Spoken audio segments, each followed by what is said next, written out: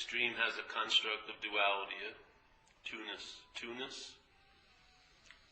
In a sense, this is let's say a hypothetical statement, but let's just go with it. In a sense, there is what you would call oneness. I don't even call it oneness. I would say nothing without a first. But in other spiritual groups, they say one without a second. I think that's way too much. So it's actually nothing without a first. But let's say one without a second. But here, everything looks dualistic, yes? There's things, seems to be thousands of things. Like even in this room, there's people, there's chairs, there's plants. There seems to be all these separate, individual, you can call it a wood entity or a human entity or, chair entity. And so, this one without a second seems to, or this undifferentiated light seems to get diffused and become differentiated. Now, where's the point where that occurs, or seemingly occurs? Seemingly means it appears to be true or false to you. Seemingly is really important. If you read the foreword in one of the books, the recovery book, it says, we are 100 men and women who have recovered from a seemingly hopeless state of mind and body. Yeah? Was it a hopeless state of mind and body? Obviously not, because you recovered. If it was hopeless, you would never have recovered, obviously. Yeah? I mean, that's the word, hopeless. If it's a hopeless state of mind and body, there's no recovery offered. But it's a seemingly hopeless state of mind and body. Seemingly. And who is it seemingly hopeless to? It doesn't matter if it's seemingly hopeless to him if I have it. It's only seemingly hopeless if I seem to see it as that. Yeah? I give it the meaning it has, which is its hopeless state of mind and body. What happens in AA is a little hope gets dropped in, and then you can start entertaining that it isn't a hopeless state of mind and body. Once you see it as that, then you can entertain being recovered. You can't entertain being recovered if it's a hopeless state of mind and body. That was one of the dilemmas out there. I mean, I was sick and tired of being sick and tired, but when I went to my Greek oracle, it told me, hey, it's never going to work out. You've been 2 years in drug programs, 3 months in another one, you've been in jail, you've been shot at, everything like this. It's a hopeless state you're in, so let's just get loaded until they catch up with you. I was totally hunkered down to go to more institutions in jail, and I knew death was inevitable because I had already died a few times, basically. So I was in a seemingly hopeless state of mind and body, which there was no entertaining any idea of being recovered. It was getting loaded, and it wasn't like partying. That definition, that meaning of that word was out long ago. It was an occupation. I had to stay loaded so that I wouldn't really sense the hopeless state of mind and body I was in. So I wanted to avoid it and distract myself. But all the while, when I was trying to avoid it and distract myself, what was actually happening in mind? I was reinforcing the belief that it was hopeless. Yes, that's how you participate in it, because you give everything the meaning it has here. So by trying to avoid something as if it's the plague, guess what? It's like the plague to you. By trying to avoid something as if it's the plague, to you it is like the plague. Yeah? So you can see by your incredible drive to move away from something how real you believe it is. And if it's not real, let's just say it's not real, it's a seemingly hopeless state of mind and body. If you run away from it, you are making it seem to you as a hopeless state of mind and body. You actually give it the reality that it seems to have over you. Yeah? So when this changes, everything else changes. But if something out there changes, it doesn't change you usually. But when this changes, everything else can change. You got to see the horse before the cart. There's not a real solid world out there that's affecting you. You are the biggest effect through the world on you, by the meaning you're giving it. You and I are the biggest effect on ourselves through the world by the meaning we're giving the world. Yeah? We're giving it the meaning it has to defeat us. That's what it does. It's like a roundhouse punch. You never follow it to the source to see it's coming from your shoulder. You just keep getting hit by it, but you keep thinking that's its direction. me manage better, control better, blame, resent, this and that, attack, all this because it's coming from outside. But if you would follow it for a second, you'd see it's, oh shit, what would that do?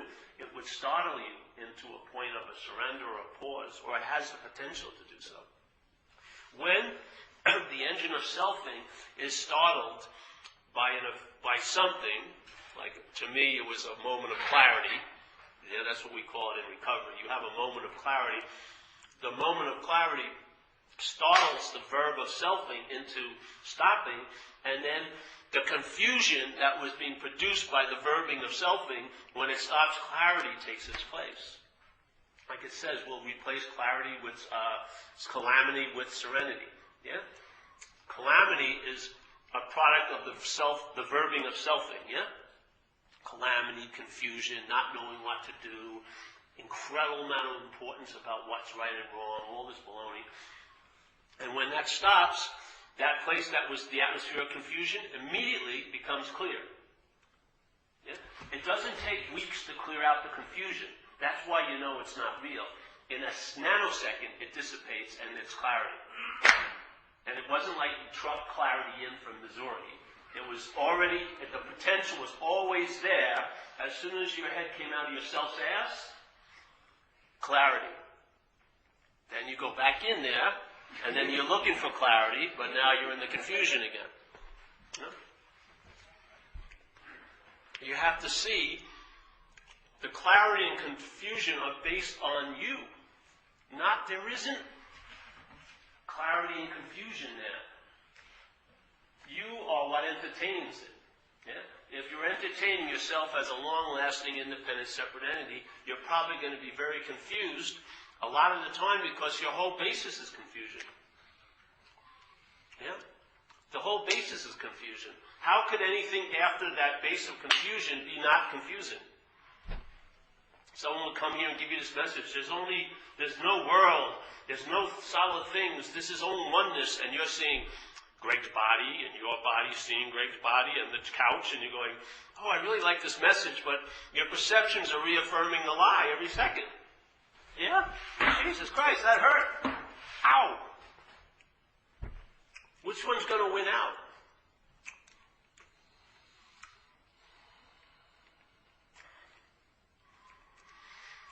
So we're attempting to do is go in there, tell the truth about one simple part of the whole situation, which is if the system that we're living under is called self-centeredness, let's go to the center and see if we are what that self represents. Are you a long-lasting, independent, separate entity with free will and choice, and you're an island unto yourself, not influenced by anything or conditioned? I can say yes or no to anything that comes my way without any other influences in that yesing or knowing. Let's see if that's the truth. If it isn't, and that self drops out, then there is no system called self-centeredness for all intents and purposes for you. Because the center is not self anymore. It's dropped out. Now, there's not a hole left there. Something else, which is actually always there, starts appearing to you. Yeah? It's not like it comes out of nothing and it suddenly appears. It starts appearing to you. Because the you that you were that was blocking it off is now dropped, and now you see from what you wouldn't be able to see before.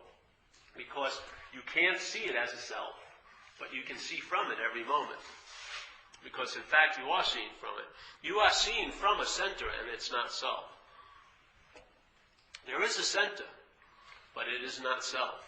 The mind, realizing there's a center, has put a name on it and called it self, and has hijacked that feeling of I amness to imply that it's a you. Yeah? But the I amness is implying the existence or the beingness that's going on. Yeah?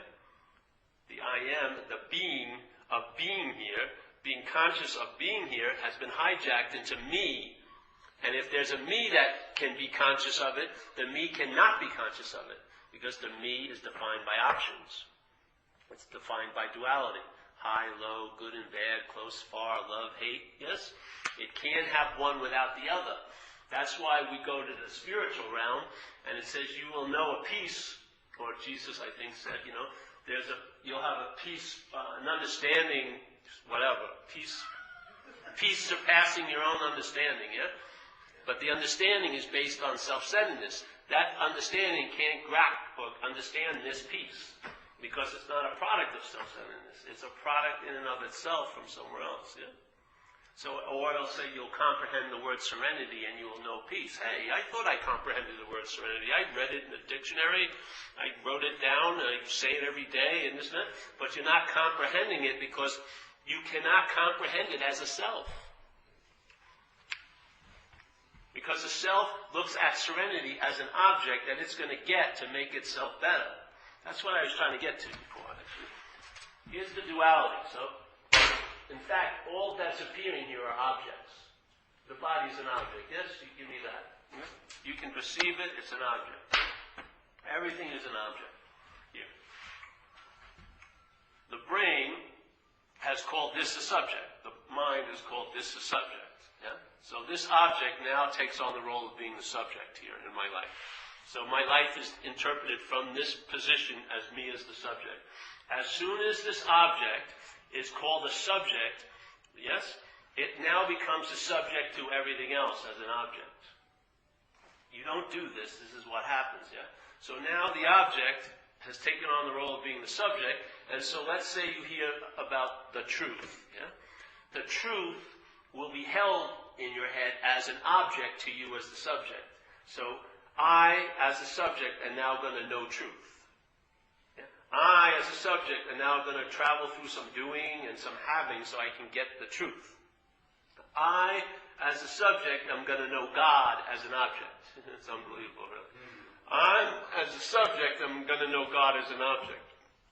That's why you don't know God, because it's impossible to know God. In fact, like one master said, to know God is to be God. Exactly. That's exactly what it's like. To know God is to be God. To truly know God is to be that. See? Because the universal subject is not an object to this pseudo-subject. It's the universal subject. It's like what St. Francis says is what's looking, or I like to say what's seeing out of all of us that are looking. Yeah? So what's seeing is what you are looking for. How can I not see it? Because there's a you that's looking for it. The you that's looking for it, it sounds like to you that it's a noble spiritual endeavor, doesn't it? I'm looking for the truth. Yeah? You get a couple of kudos, I'm pretty good. Nothing else is going on in my life, but I like the truth, man. I'm a spiritual seeker. Yeah? But that is actually the blindness. You looking for it is the blindness here. That's why it's disguised as looking or as seeing, but it's a way of looking, and ways of looking here are ways of blindness. To what? The fact that you are the seeing. You're not the seer, you are the seeing. If you think you're the seer, that's a way of looking. Yeah? If there's an identification with seeing as I'm the seer, that's a form of looking. You now become the subject that's looking. Yeah? Seeing is not that. Seeing is seeing. It is universal subject. Yeah? It's what's looking out of every one of our heads. So obviously, what's seeing is what the you is looking for. Now if you just go, okay, what's seeing, and you drop the you, what's seeing is what's looking for. Now is there any argument with seeking then? No. It's actually a description of what's happening here. What's seeing is what's looking for. Yeah? So this is looking for, but I believe the looking for implies there's a you, and that's the dilemma, yes? That you. If you drop the you out, what's the problem? What's seeing is what's looking for. Looking for is just a verb. What's the problem with it? But the problem is what's seeing is what you are looking for. The you looking for something is the blindness to the seeing. Because you're blind to the fact, or you're ignorant, you're ignoring the fact that you're the seeing by being, or by masquerading as a you that's busily looking for it.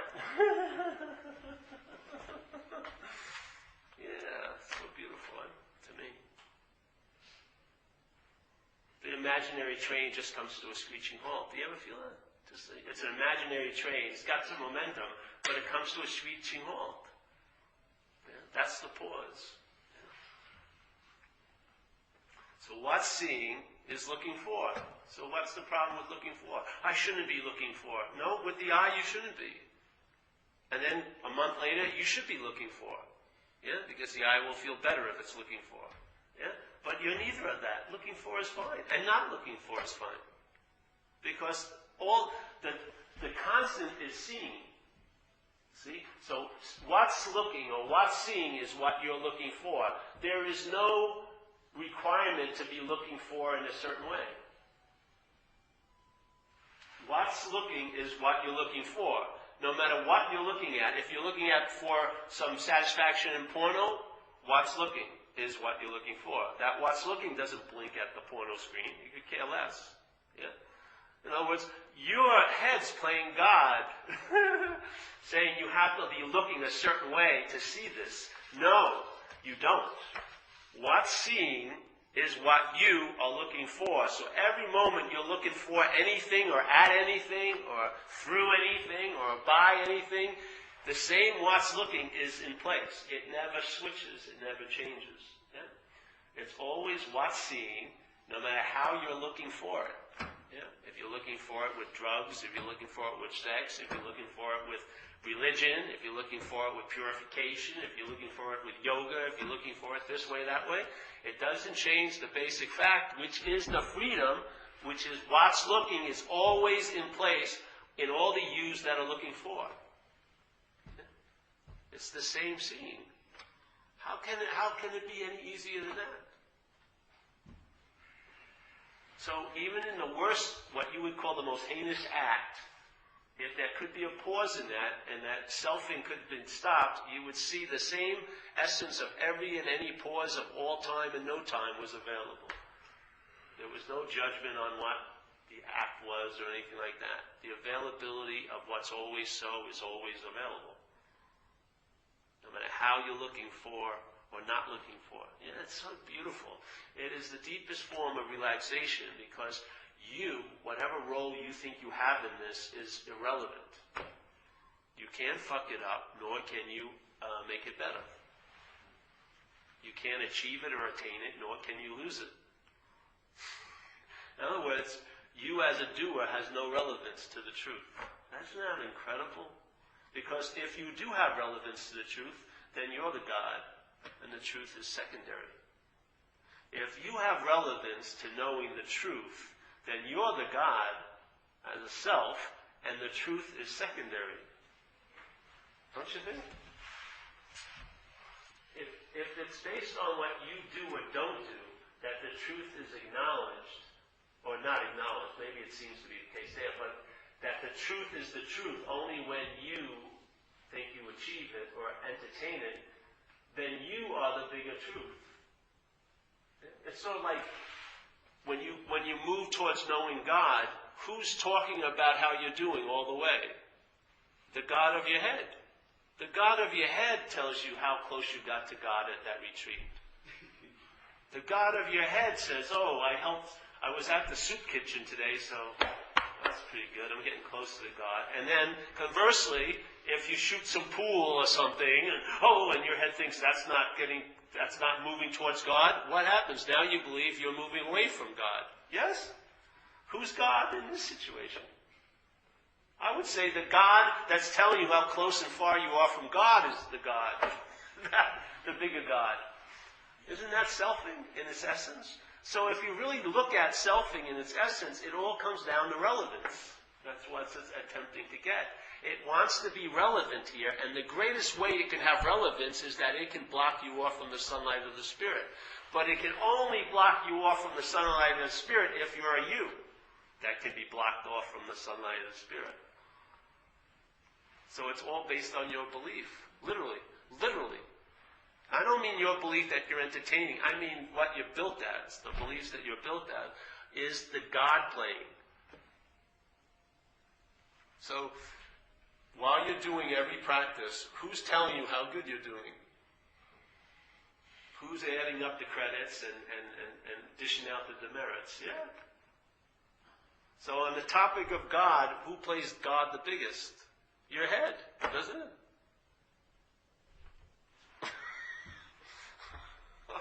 That's why it says in our book, quit playing God. It doesn't work. If you would entertain just looking into how the head plays God, and just go into it, the extent of it is mind-boggling. Literally. And every last bit of it always is boiled down to a sense of relevance, as if you could stop the truth from being the truth. Yeah. That would make you very powerful, wouldn't it? Wouldn't it make you incredibly powerful that if you were the all-encompassing one, that you don't feel like that? And what would take credit for you not feeling like that would be you, yes? The you would take credit for you feeling like you're separate from God. That's pretty damn relevant, don't you think? That you have that much power to separate you from God. That's pretty incredible. But every day you're listening to your thoughts. You know, I see it in my relationships with women especially. In the past, I'd be in a relationship with a woman, and what would come up when I was with her wasn't her at all. It was my ideas of how I'm supposed to be with her. Yeah? And I would get uncomfortable with how I thought I was supposed to be with her, and I figured the way out of it was getting rid of her. Yeah? Not a very good solution, do you think? But the playing God was so monumental. It had thousands of ideas about how I was supposed to be in a relationship. And if I didn't measure up to them, I felt uncomfortable in the relationship. And then I would blame the other partner in it making me feel uncomfortable. That's like a gymnasium of playing God. It was somersaulting, and it was on the bars, and what other thing, doing the iron cross, putting itself on the cross, and then blaming the audience. This isn't playing God. What else could you call it? What else could you call it than something you've wished for in your life, being loved by another, or being able to express love by another, is totally condemned and used to create a huge amount of guilt in you? I would say that's playing God. Yeah. Aren't you tired of it? Haven't you prayed enough to it? Haven't you asked for it to change? How many schools of self-esteem have you taken it to? How many retreats and therapists? Thousands, hundreds of hours of therapizing so we could give you a little bit of a break so you won't fuck up at the next barbecue you're invited to, Jesus Christ. It's like giving you a half an inch with a lot of, the payoff cost ratio sucks. You're putting tons of cost into making this rehabilitated. It just refuses to be rehabilitated. Yeah? The best thing is just to get off the dead horse. But you can't get off that dead horse if you're identified as it. You're going to keep trying to resuscitate it. You're going to get it a new saddle. You'll get some new shoes on it. It's fucking dead. It's time to get off. You'll hate all the moving horses. I'm not leaving you, don't worry. It's dead. Finito. The system's dead. The system that's running our lives is dead. It's been dead a long time ago. It never actually had life. It lives from the past every moment. It's dead. All intents and purposes, if you lived totally from the past all day, you would be called dead. Yes? Just because you're in a vertical coffin doesn't change the fact that you're dead. Yeah? We usually recognize death as inert, but we're as inert as hell. We're just regurgitating feelings and thoughts and reactions to life and then conjuring up some kind of false newness to it all. It's like constantly resuscitating. It's like getting blood infusion to something that's dead. Come on. There's still hope. You can be special. I'm 50-something years old. It's over. I'm not going to be the next American Idol. You know what I mean? I'm not going to be the surf champion 2011.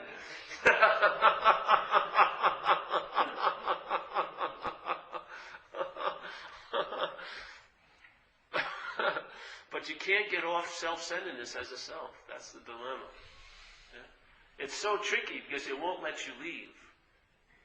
Because every opportunity you think you're leaving, if you identify the self, that's being in it. Every escape hatch that it says, that is the escape, and you climb up the ladder, and you go through the escape, it's just another dimension of the imaginary prison. There's no true escape hatch. There's no authentic map to get out of here. Because how can you get out of something that's imaginary? That is the whole message, is to realize I am not giving you a way to get out of a real problem. I'm just telling you the problem isn't real. Now, obviously, the worst thing you could do is ever believe me. You should investigate yourself. So when you start feeling your own walls of your own prison, and you'll see that they're paper, that is a lot more expansive, and then you'll start getting hits, I would imagine, of how your head is playing God. Yeah. Once you start seeing that, the blame of others will probably diminish greatly, because you realize the others are just being accomplices in your master scheme. Yeah. They're really not bringing much to the table. You have a picture of them already. It's dead and solid, and it's like a refurbished picture of, let's say, your mother or father, whatever, some past memory of a relationship. You just keep reliving it over and over and over again. Yeah. But at the same time, like this guy said, I wish he would have come here, this idea of an experiential self and a remembrance self. He thought there was two selves. That was, I thought, was the dilemma. Those are just two movements here. One is a movement of self-centeredness, where the story is more important than what happens. The other is more based on conscious contact as the vehicle of a life, yeah, which is the living of it. So and the thing is, you can't get off and actually narrate it because it's a verb, yeah. You can't sit back and observe what's been happening because you're in the mix. See, that's the whole point. Selfing has no real chance in conscious contact. It has to interpret conscious contact as you, that's in conscious contact, for you to go into a trance. And replace the conscious contact as your basis and give it a story. Yeah? With the hopes that you'll be a special character in that story. But in fact, experience after experience after experience after experience after experience, when are you going to be able to observe what's happening? When can you take a break and narrate it? You can't. It's always happening. Even when you believe you've taken a break and you're starting to narrate it, that's part of the happening. Yeah? Even when you arise as the one that's now going to be the observer, you see that in the experience of life. As soon as you become identified as that, it diminishes your possibility to see it as an experience of life, and now you start seeing life from this interpretation. Yeah. You stop seeing it as an experience. Selfing is an experience here. It's a verb that you're conscious of. You see selfing going on. When you become identified with the noun it's implying, you become ignorant of the seeing, and now you become identified as that, the character of the story. Yeah? It doesn't have any interest in the experience of life. And now it has a story and a resume and a statistic and the facts and the adding and the subtracting and starting to get a total and then saying, oh yes, I have this, I have that, I've done this, I've done that, my life is great. But you haven't lived a second of it. Yeah? You have a good resume, but basically it's all fluff. There's no substance because you haven't been conscious. How could what's conscious not be conscious? It can only seem not to be conscious when you're identified as this. Yeah? And then consciousness, or becoming conscious, becomes a goal to what thinks it can be unconscious. That's the dilemma. As you trying to become conscious is another form of unconsciousness. You're unconscious to the fact that you already are conscious. Yes? People are rushing right into to improve conscious contact, but they haven't acknowledged that they are conscious contact. So if they haven't acknowledged that they are conscious contact, when they improve conscious contact, they're going to have the other side of the coin, which is they're going to become unconscious when they stop improving it. Yeah? So watch, get into meditation after 3 years, and then you miss a day. What does your head indicate that day? I'm fucked. You're fucked because you didn't meditate?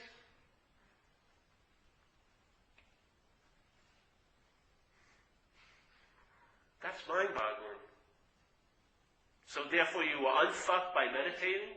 So if you stop meditating, you're fucked now? Who's playing God there? The thing that's claiming every hour you sat and meditated. It's using it to make up another distance between you and what you are. Well, I'm getting closer because I've been meditating. And conversely, I'm getting farther away because I forgot to meditate today. You see? Every movement is a movement away. A movement toward is just as much a movement away as a moving away. If you are that, any movement is a moving away. A movement towards it is a moving away, and a moving away from it is a moving away. If you are that, any movement is a moving away. Any movement towards it, and any movement away from it.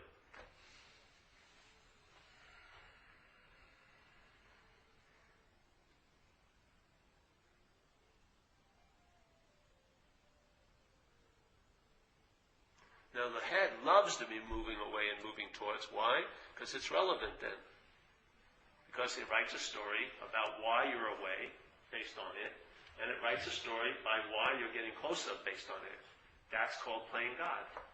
Yeah?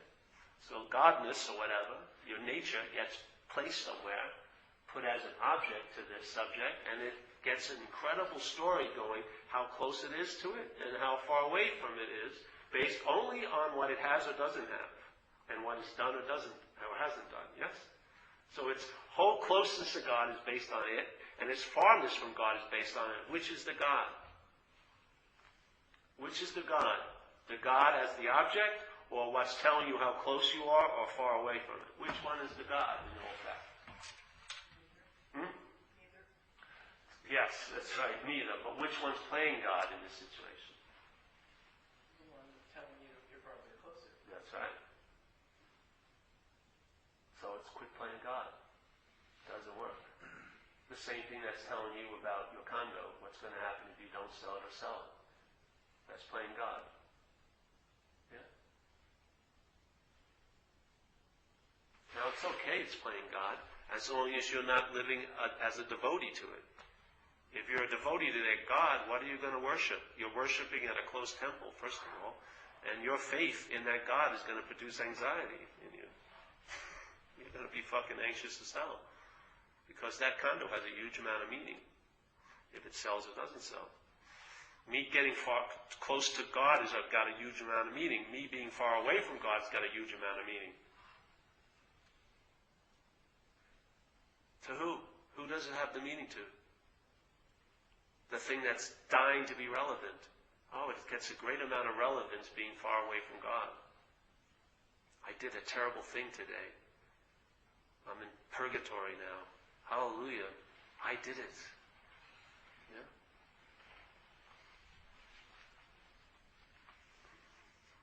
That's what happens with me. The irrelevance of it flipped the mind out totally. When it saw it was totally irrelevant, it flipped it out. Flipped it out. If it could have ripped like the side of a building down, it would have. On top of this body, definitely. It was fucking pissed. It wants to be relevant, like bad. It wants to have a say in this world. It wants to be something. When it sees that it isn't, it just flips out in its last throes of trying to exert some kind of relevance. Yeah. Really. I'll show you. Hear me or whatever. See? I'm relevant. I fucked this whole life up. It's a much simpler thing, really, is to see you're not that. You know, if you see you're not that, when it goes into its little tantrum and throes, you won't lay down with it and pantomime its death. Yeah? You won't kabuki theater it. You'll let it do its little thing and just see it as everything else is seen. It arises and it departs. You're not that. And be done with it. I can't do that. That impending doom will happen to me. If I ever brazen about my freedom, I'll be imprisoned immediately. Yeah?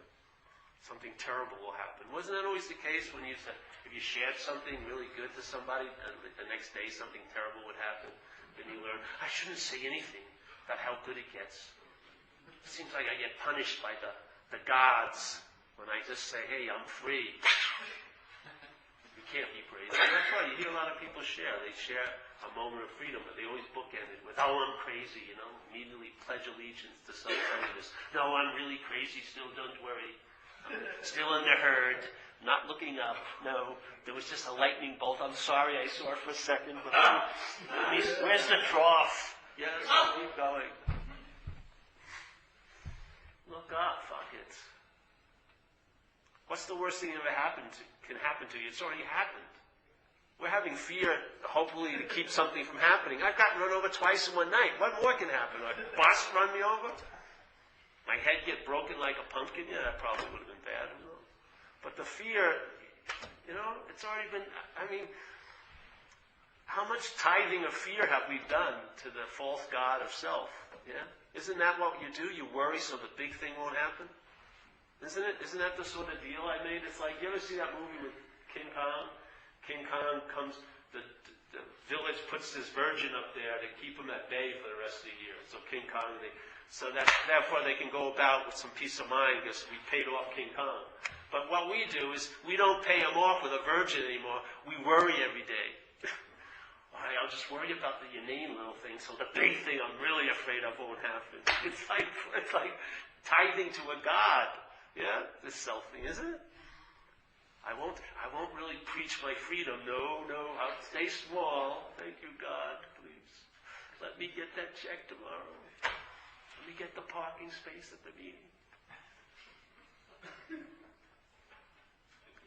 It's like we're walking around with begging bowls, asking for our balls back, Do you have a pair of balls? I gave mine away a long time ago. I can't wear them that long. That would be a little too pushy of me. No, I can't be free, can I? No, it's impossible.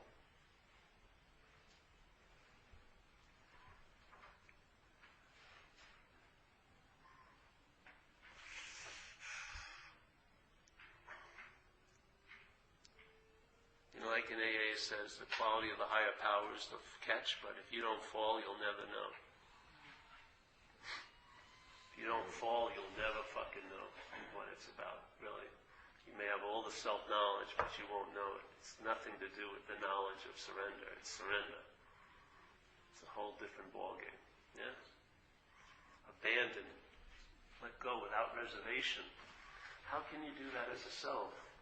Well, the self isn't what's letting go. You let go of the self, in a sense, yeah? How do you let go of the self? By questioning your identification as it. Yeah. If you question your identification as it, and your ability to entertain is incredibly powerful, and I'm saying, in my experience, this is the truth, then if you entertain the truth, it's going to show itself to be true. You're going to have hits that you're not that. And that's the surrender of it. You're surrendering self. You don't have to surrender your will and life. You actually get your will and life back in a way. You surrender the self that's claimed your will and your life. It's not your will and life anyway, but it's claimed what wasn't its. So we're taking that back by surrendering self. Yeah, we get it back.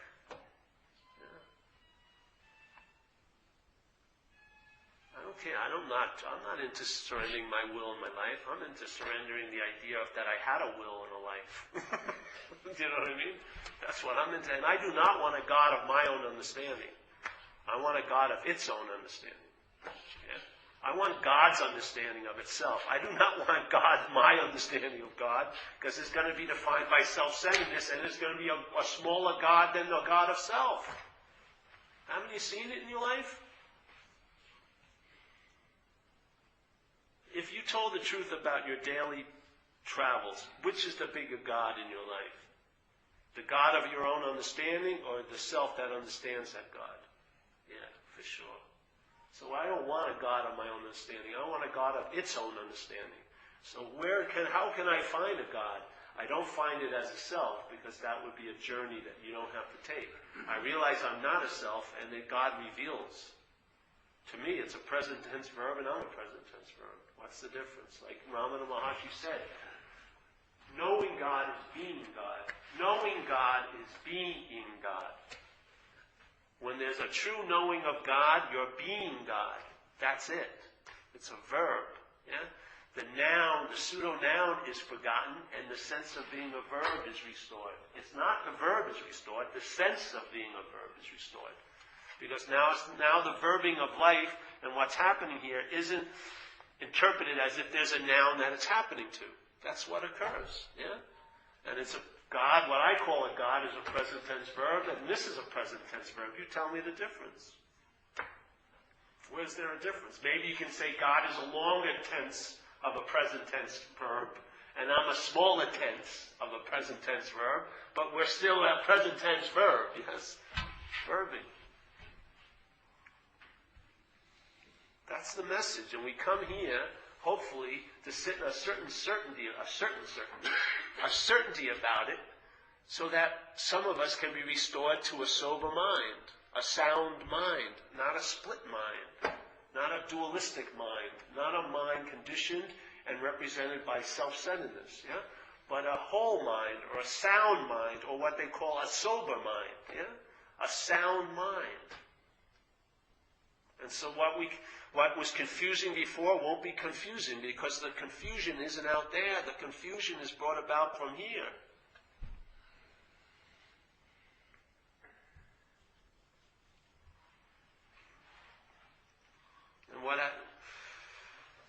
If someone comes and says, all right, do this and this and this, and this will happen to you, I would say they're a liar, without knowing it or knowing it.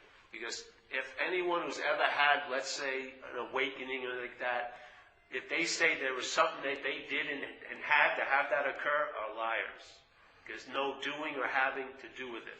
So in a sense, everyone who's preaching a path to me, is off, because if they would say, all right, this is exactly what I did for this to happen, I don't believe they could say that with a straight face. Because they don't know how anything happened, and did it even happen?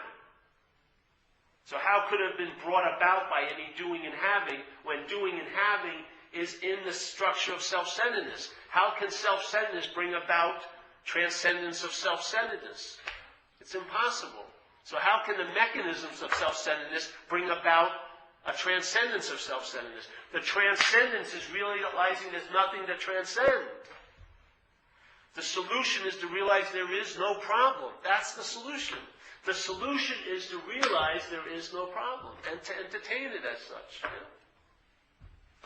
And stand there a little bit when the fury of the lie arises. Yeah? And see what happens. It's going to want to incorporate back in. That's its nature. It's sort of like a parasite. It doesn't have a chance to have a lot of fun without you as its vehicle. And it has to have your energy source to keep its movie going, because it doesn't have any power of its own. It's not the one that's providing the light into the projector. All it is really is a strip of film that's put in the projector. And so when the individual, the undifferentiated light comes in, it gets differentiated to the point where the undifferentiated light is forgotten. That's all it's doing. It's just a strip of film called a story based on you as a self. Yeah? And then that gets projected on the screen, and you watch it. All the while, what's watching it and living as the action figure is what's actually truly looking. But you can't see it because the light's differentiated now. Now you're identified as a form, a name and a form, and you forgot the formless and nameless. And now maybe you're looking for the formless and nameless, but in form and name, and as form and name. How in hell could you possibly find what you are by what you're not? It's a defeated journey from the get-go. Doesn't mean it's not long. The defeat can be extremely long. Yes? In the impression of a journey, but it's not taking you out of anywhere.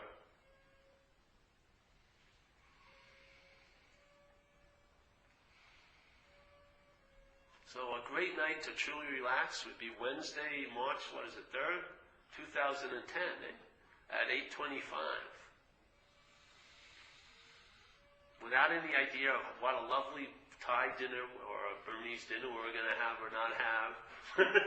Just this moment. But not as a you, yeah. The real relaxation comes from when you're entertaining another you. You'll never known a relaxation such as this. No.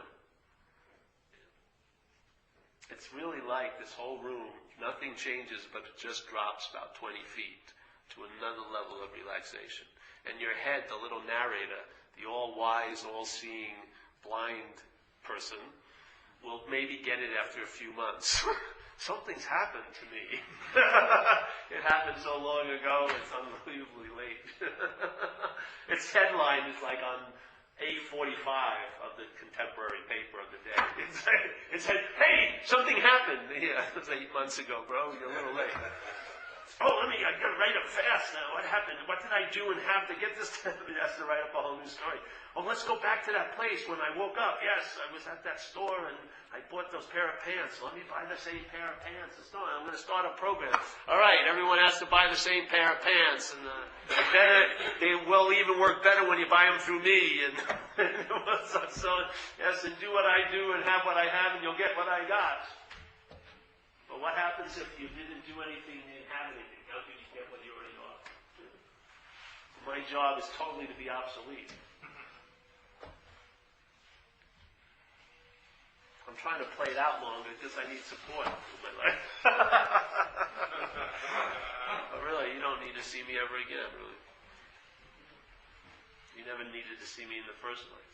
You were just, you had to hear it from outside, so you already heard it from outside. The spiritual subpoena has been served, really. You're due in the court of light at 8:26 Wednesday. Oh, you're here already. Yes. Jury is left. Defense attorney, prosecutor, judge. You have been. That whole sentence has been null and voided in the court of light. And any case you have against yourself as a self can be brought to the court of life at any moment, at any time, no matter where you are, and be annulled. If you bring it here, you'll be convicted. If you let it go, yes, you'll be freed. This will convict you with the hopes that you'll be free later. This will free you from the hopes of being free later. This will free you from the hopes that you'll be free later. This will free you of that. This will free you from the need to be liberated. The greatest freedom of all. Because what happens, instead of trying to get out of here, you realize there's nowhere to go because you're not here. And then you'll really be here. Yeah? You really will. You really will be in your day. Incredibly. You'll be so in your day by your absence. It's unbelievable. And for me, for one, when you realize you're not an individual, you become more individual than ever. So hilarious, really. It's really incredible. You become what I would think people call an individual. You seem to appear as more of an individual now that you're not than when you were trying to be so individualistic and so special. Yeah? So, come join us. Hey, fuck, don't delay.